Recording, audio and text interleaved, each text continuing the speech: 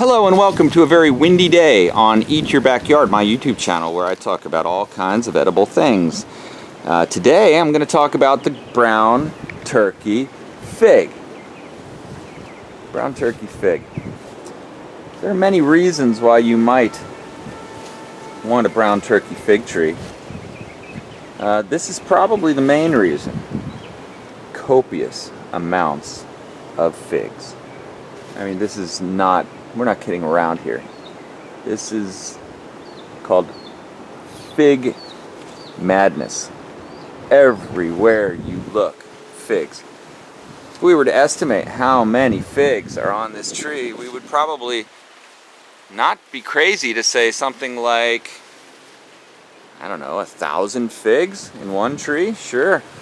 Look, every branch has 20 of them. Now these are about a month away from being ready. And you can see that I've trimmed this fig tree to very much be tree formed, you know, and kind of branch out the top. Everything's in a pickable range. Very important. It can get very straggly, very dense. This year I didn't do as much as I usually do to thin it out to make it more pickable, so you can see it gets really kind of dense in there, but it's really not that big a deal. Once they start coming in though, we're going to have to pick the heck out of them, because they are just very, very fast to set tons of fruit. And as they get more into the fruiting phase, they will definitely start to get a little buggy. But today I want to tell you how you can grow more fig trees from your current fig tree. And one of the things that they do is, despite my best attempts, is they grow lots of suckers from the base, right? And now you could trim them out as soon. Most trees, when I'm tree forming them, I get rid of those things right away. Trim them off to give more power. On this tree, if I see them growing out of anywhere where they touch the soil, I let them grow. And the reason is, I'm going to transplant them later. Now, by the way, creating other fig trees from your existing fig tree, at some point, like, I've had to consider, how many fig trees is enough fig trees? You know, I just kind of let that number happen as I move forward. Right now, I have 2. I've never had more than 3. They end up dying, things happen. So I like to keep some fig tree redundancy. But one good example of, I took a cutting off of that tree and I planted it, and it just grew. I just threw it in the corner of my yard, is this one. So this one is getting barraged. It's getting blitzed all the time by the sea air that's above this fence here. I live close to the ocean, so it doesn't really do that well, but it still does produce figs, and so I like it. But I haven't trimmed it much. It's back in an area where I have Mexican petunias and stuff growing, so I just don't get to it much, but it's always there. Okay, so here's how I got that thing to where it's at, and I planted that about probably 8 years ago, and it's just kind of thrived there. All right, so here, these, my main tool for this kind of thing. It's all I'm going to use. First thing is I'm going to do is I'm going to look for one that's really growing solidly out of the ground. I'm going to get rid of some of this stuff. Make some workspace. All right, I'm going to switch hands here. All right, now the St. Augustine grass is interesting. It runs like what I would used to call crabgrass. It has essential stems, so I don't want to really hurt it. So one of the things I do beforehand is I just separate these different pieces. That way, if I end up digging up some, I don't pull the whole thing out, because if you pull this from the front, it'll just like unzip the whole thing, and then none of it will do well. But so this thing is growing down beneath. See, I've got it. There we go. Hold on. I'll clear this out a little bit so you can see what's going on in there. Okay, so this thing is growing beneath this cement tree ring I have here. So first thing I'm going to do is move this cement tree ring. Oh, look at that, all those bugs. Isn't that great? Oh, there's roly-poly, my favorite. If you watch my videos, you know I like the roly-poly. See that? This is very interesting. If you touch them, they curl up into a ball and roll around, hence the roly-poly. But this one is growing down beneath it, so I've got a good hunch that what's down there farther are a bunch of roots. So here's a very sophisticated technique. It's called just jam your fiskers down into the dirt and see if you think you've got it around it, and then just pull. All right, there you go. I think I got it. All right. Now, if we're lucky, pull it gently as possible. Okay, good. Now I don't want to separate a lot of the. Oh yeah, I don't want to separate a lot of the roots off of it because I want to keep them intact. Good enough. Oh yeah.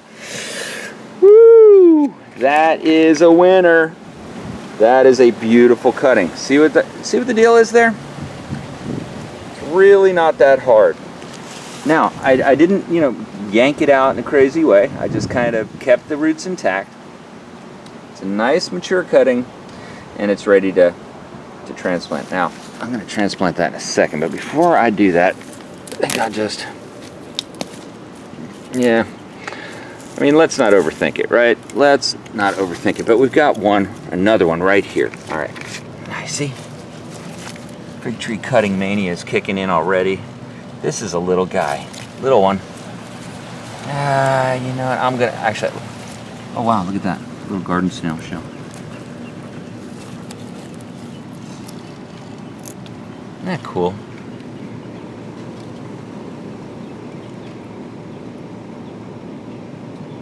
Wow.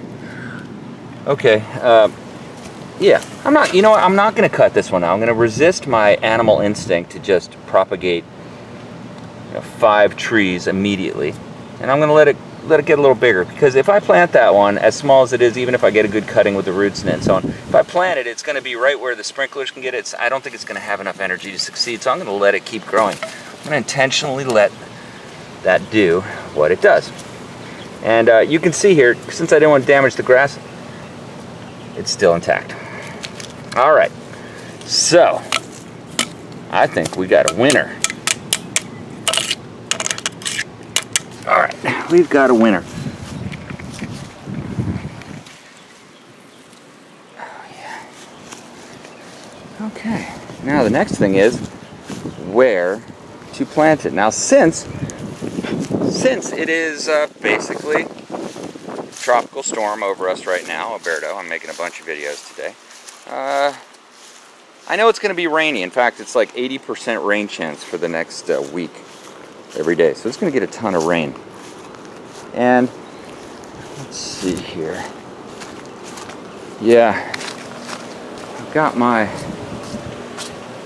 other main instrument right here, which, by the way, is my favorite type of shovel. Favorite type. Just a little spade. Really works out well.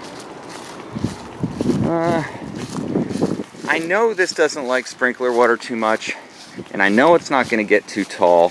So with those two things in mind, I think I want to plant it right here in the corner, where I've already started to put more emphasis on fruit. I just recently planted a papaya from a cutting, which has been getting rained on, and it's doing quite well.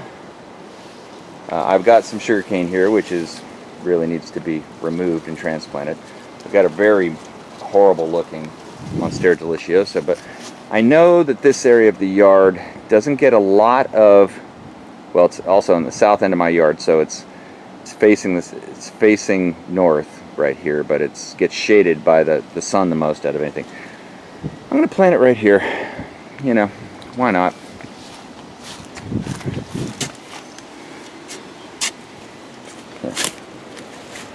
Ooh, look at how dry that soil. Even though it's been raining, it's not going to make it. It's not going to make it if I plant it there. I've got to think of a better spot. This spot seems to get a little bit more sun. Okay, so here we go. I know this papaya is going to grow up tall. This area gets decent amount of water from a sprinkler system still, but not too much. If I plant it here, I think it's just so dry it's never going to survive.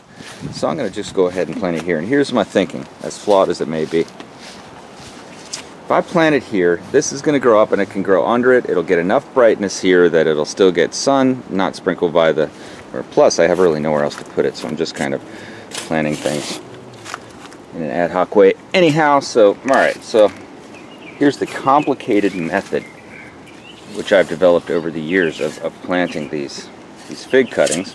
This is exactly the method I used on that one I showed you here on the other side of the yard, which is I just, in this case, kind of do a one-handed dig.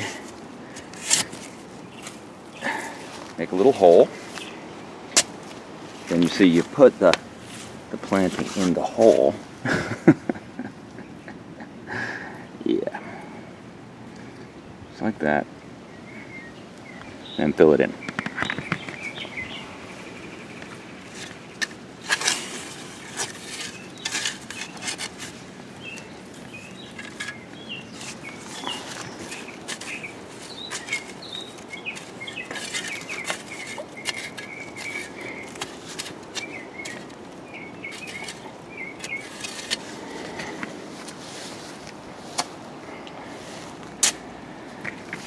There it is. That looks pretty darn good. Next thing I'm going to do is I'll just drag the hose back here, give it a little bit of water, and I do believe I'll have a fig tree up against that fence in some amount of time. That's how most everything in my yard has happened over the years. Just plant it. And that's a free tree. I'll have more brown turkeys coming in there, and I think since it's a little more protected here, they should actually do quite well. So hey, thanks for watching Eat Your Backyard, my YouTube channel, where I talk about how to plant fig trees, how to grow them from cuttings, and lots of other things. So if you like this video, go ahead and subscribe to Eat Your Backyard. I'd appreciate it. Leave a comment, leave a thumbs up, and thanks for watching Eat Your Backyard.